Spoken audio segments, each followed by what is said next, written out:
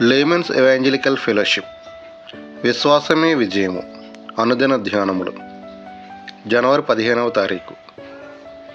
వర్షించని మేఘాలు.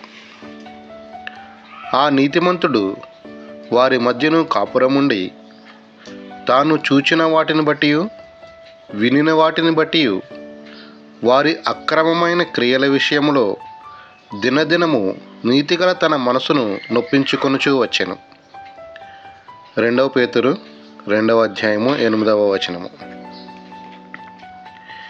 ఎంతో అనుభవశాలి అయిన పేతురు ఇక్కడ మాట్లాడుచున్నాడు.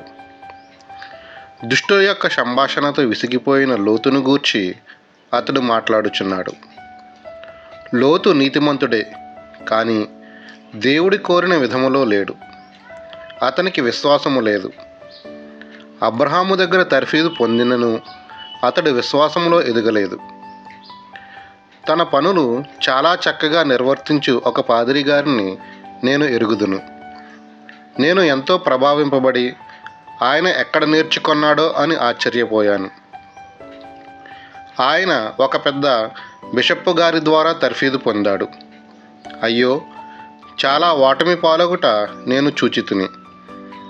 అతనికి వచ్చిన జబ్బు ద్వారా అతడు దేవుని వైపు త్రిప్పబడ్డాడు. అలాంటి తర్ఫీదు సాధారణంగా లోతైనది కాదు. సమస్యలు దేవుని వైపు త్రిప్పుతాయన్నది నిజమే. అయితే ఆ కష్టాలు తీరిన తర్వాత బాగా శుద్ధీకరింపబడాలి.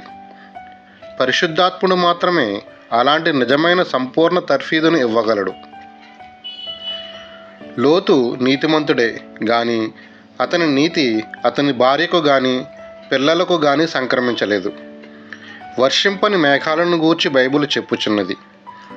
అంతరంగములో అలాంటి జయము లేకుండా అటువంటి విజయాలను గూర్చి చెప్పేవారిని గూర్చి మనము హెచ్చరింపబడుచున్నాము. నీవు మోసగాళ్ళతో మాట్లాడుతున్నప్పుడు నీవు బాగా శుద్ధీకరించబడాలి.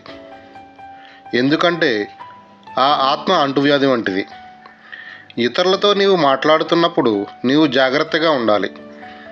నీవు ఆత్మలో లేనట్లయితే వారి మాటలు నిన్ను క్రిందికి లాగివేస్తాయి.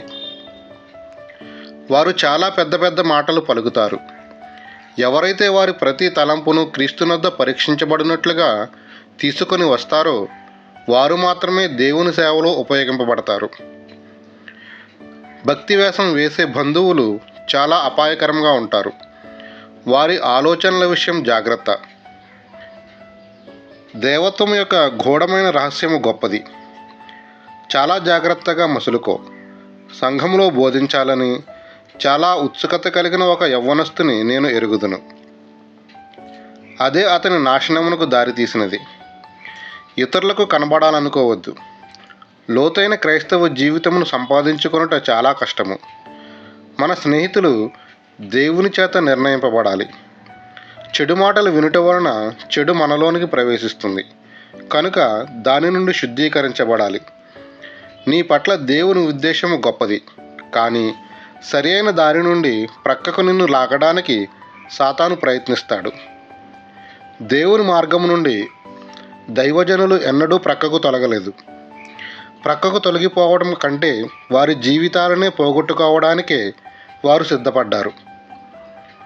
ఎన్ దానియేలు గారు.